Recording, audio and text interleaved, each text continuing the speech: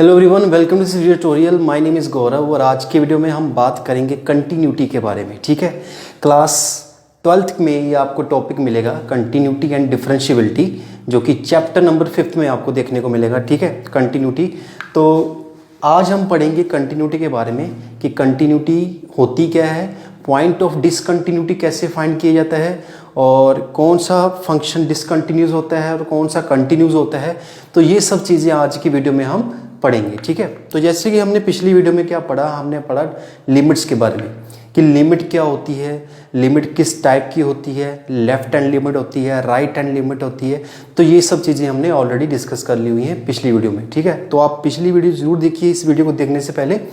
तो आज देखिए हम लोग कंटिन्यूटी करने जा रहे हैं। ठीक है, कंटिन्यूटी को समझाने के लिए मैं आपको ग्राफ के थ्रू इसको लेके चलूँगा। ठीक है, ग्राफ में आपको समझाऊंगा ताकि आपको थोड़ा सा अच्छे से क्लियर हो। ठीक है, तो देखो यार, मैं यहाँ पे ग्राफ बनाता हूँ। यहाँ पे ये देखो, यहाँ पे हमें पता है कि ये वाली एक्सिस कौन सी होती है, वाई एक्सिस होती है, ये एक्स एक्सिस होती है, और ये कौन सी होती है, ये नेगेटिव ऑफ एक्स एक्सिस और ये negative of Y axis. Clear है। अब देखो यहाँ पे मैं क्या करता हूँ, एक कर्व ड्रॉ करूँगा यहाँ पे। ठीक है, मैंने यहाँ पे कर्व ड्रॉ करी। इस कर्व को draw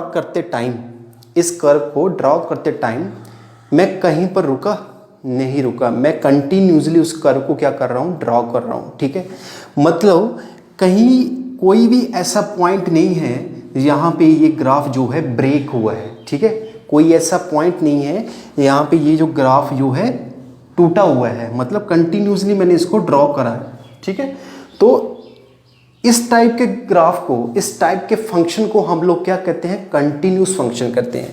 let's suppose this is F x, right. मान लो कि ये आपका एफ एक्स नाम का फंक्शन है, उसका ग्राफ है। ठीक है, तो देखो मैं बता रहा था कि जैसे मैंने ये ग्राफ ड्रॉ करा तो मेरा जो पेन है वो कहीं पर भी नहीं रुका, तो मतलब वो फंक्शन कहीं से भी नहीं टूटा हुआ है। ठीक है, ये जो कर्व है ये कहीं से भी टूटी नहीं हुई है, कंटिन्यूसली मैंने इसको ड्रॉ करा है। तो इस टाइप के फंक्शन को हम लोग क्या कहते हैं, कंटिन्यूस फंक्शन कहते हैं। ठीक है, अब उसी तरह से अगर मैं एक कर्व और ड्रॉ करता हूँ, इसको मैं इरेज कर देता हूँ।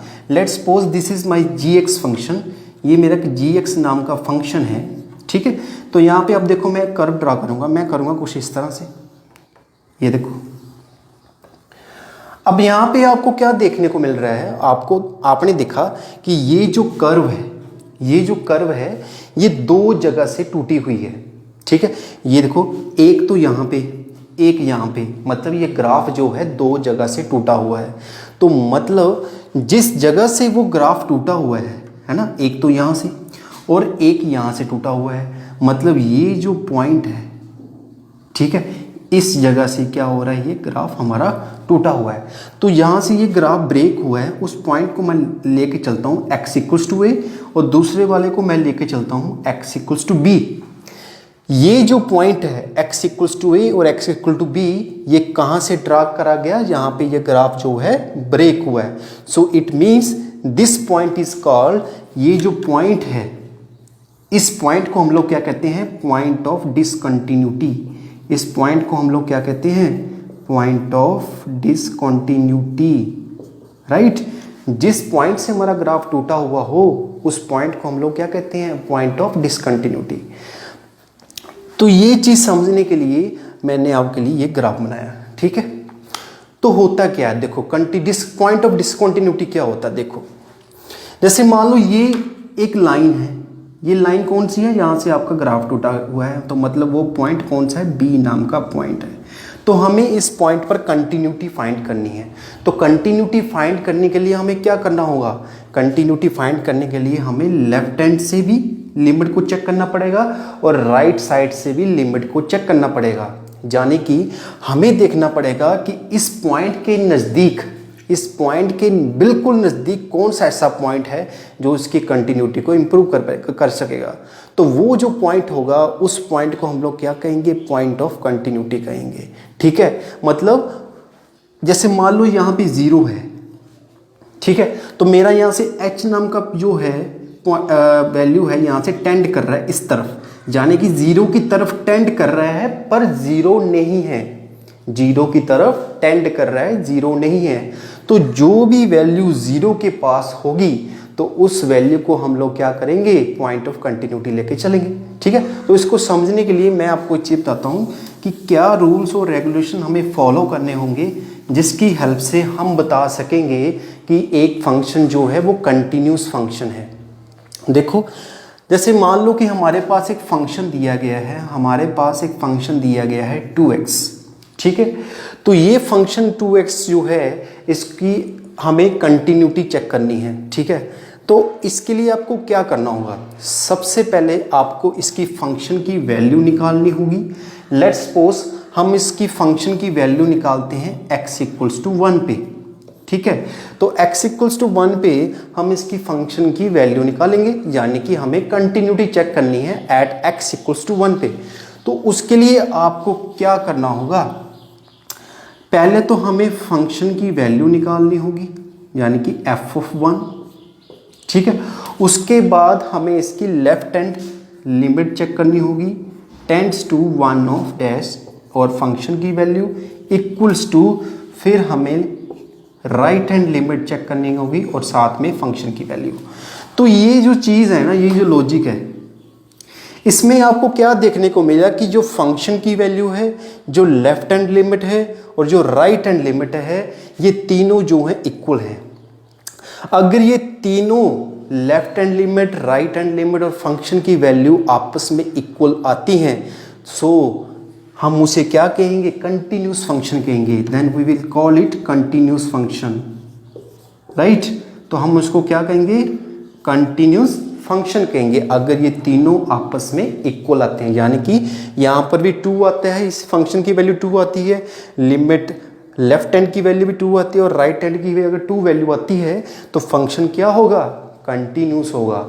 अगर सपोज करो कि यहाँ पे फंक्शन की वैल्यू और लिमिट लेफ्ट हैंड की वैल्यू आपस में इक्वल नहीं आती, मान लो कि यहाँ पे फंक्शन की वैल्यू 2 आती है और इसकी 4 आती है और इसकी 4 आती है, तो इसका मतलब ये जो फंक्शन की वैल्यू है ये लेफ्ट हैंड लिमिट के साथ इक्वल नहीं हुई।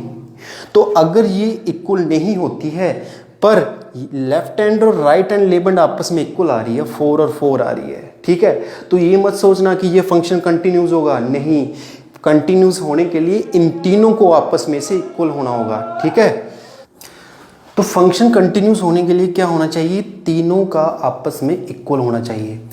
अगर कोई एक फंक्शन या एक वैल्यू अगर लेफ्ट हैंड लिमिट फंक्शन के इक्वल नहीं आती है, जहाँ लेफ्ट हैंड लिमिट राइट के इक्वल नहीं आती है, तो वो क्या हो जाएगा, डिसकंटिन्यूस हो जाएगा। तो उस फंक्शन की वैल्यू क्या हो जाएगी, डिसकंटिन्यूस हो जाएगी। ठीक है, तो ये चीज़ आपको दिमाग में रखनी है फंक्शन को कंटिन्यूस करने से पहले। तो अब चलते हैं क्वेश्चन की ओर और एक क्वेश्चन करके देखते हैं जिससे आपका कंसेप्ट क्लियर हो। सो लेट्स सपोज हमारे पास एक फंक्शन है, फंक्शन की वैल्यू है 2x²। ठीक है, तो हमें क्या करना है, फंक्शन की कंटिन्यूटी चेक करनी है एट x इक्वल्स टू 1 पे। ठीक है, हमें देखना है कि फंक्शन जो है हमारा कंटिन्यूस है या नहीं एट x इक्वल्स टू 1। तो जैसे कि मैंने आपको बताया कि कंटिन्यूस होने के लिए क्या होना चाहिए, फंक्शन की वैल्यू और लेफ्ट हैंड लिमिट और राइट हैंड लिमिट आपस में क्या होनी चाहिए, इक्वल होनी चाहिए। अगर तीनों आपस में इक्वल होती हैं तब भी फंक्शन हमारा क्या होगा, कंटिन्यूस होगा। तो हमें देखना होगा, सबसे पहले हम लोग क्या करेंगे, हमारा रोल क्या होता था, मैंने बताया कि फंक्शन की वैल्यू और जो लिमिट है right hand left hand limit और इक्वल्स टू लिमिट की वैल्यू राइट हैंड लिमिट जो है आपस में क्या होनी चाहिए, इक्वल होनी चाहिए, तभी ये फंक्शन क्या होगा, कंटिन्यूस होगा। तो मैं क्या करूँगा, सबसे पहले फंक्शन की वैल्यू निकालूंगा f ऑफ x। अब x की वैल्यू हमें क्या देखनी है, 1 पे देखनी है, कंटिन्यूस है यानी फंक्शन क्या है 2x², तो 1 की जगह मैंने क्या फिल कर दिया, और सॉरी x की जगह मैंने क्या फिल कर दिया, 1 कर दिया, तो ये हमारी फंक्शन की वैल्यू आ जाती है 1 पे 2 आ जाती है। सिमिलरली हम चेक करेंगे लिमिट को, लेफ्ट हैंड लिमिट को। So limit x tends to किस पे चेक करनी है, 1 ऑफ, और 1 के ऊपर ये साइन डाल देंगे। ये साइन हमें क्या इंडिकेट करता है, that our limit is left hand limit. ठीक है, तो फंक्शन की वैल्यू क्या है हमारे पास, 2x² है, तो यहाँ पे हम 1 फिल करेंगे। अगर यहाँ पे इसके ऊपर ये साइन है माइनस का, मतलब मैंने बोला था कि ये साइन माइनस का नहीं है, ये जस्ट आपको इंडिकेट करता है। तो आपको यहाँ पे -1 नहीं फिल करना, आपको 1 ही फिल करना है। समझ में आया? तो ये क्या आ गया, लिमिट जो है लेफ्ट हैंड साइड पे भी आपकी 2 आती है। ठीक है, तो उसी तरह से हम चेक करेंगे राइट हैंड साइड पे, किस पे, राइट हैंड लिमिट चेक करेंगे, किस पे चेक करनी है, 1 पे। तो a की जगह हमारा 1 आएगा, क्योंकि 1 पे चेक करनी है ना। तो फंक्शन की वैल्यू क्या है, फंक्शन की वैल्यू 2x² है। तो उसी जगह यहाँ पे x की जगह हम लोग क्या फिल करेंगे फ्रेंड्स, यहाँ पे हम फिल करेंगे 1, तो ये आ जाएगा 2 आ जाएगा।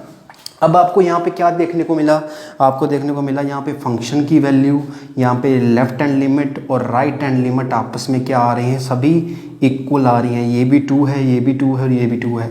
अगर फंक्शन की वैल्यू 2 है, लेफ्ट हैंड लिमिट 2 है, राइट हैंड लिमिट 2 है, तो ये तीनों आपस में क्या हो गई, इक्वल हो गई। तो अगर ये इक्वल होगी तो फंक्शन क्या हुआ, कंटिन्यूस हुआ। ठीक है, तो इस तरह से क्वेश्चंस करे जाते हैं, ऐसे पता लगाया जाता है कि फंक्शन कैसे कंटिन्यूस होता है और डिसकंटिन्यूस होता है, और पॉइंट ऑफ डिसकंटिन्यूटी क्या होता है। यहाँ से हमारा ग्राफ जो है ब्रेक होता है, उस पॉइंट को हम डिसकंटिन्यूटी कहते हैं। ठीक है, तो नेक्स्ट वीडियो में हम कुछ क्वेश्चंस करेंगे, कुछ एग्जांपल्स करेंगे, जिसकी हेल्प से आपको कंटिन्यूटी का कंसेप्ट और समझ में आएगा। तो आज के लिए इतना ही, और वीडियो को शेयर ज़रूर करें अपने फ्रेंड्स के साथ, ताकि उनको पता चल सके। ठीक है, थोड़ा सा देखने को मिले। तो मिलते हैं नेक्स्ट वीडियो में। Then thanks for watching this video.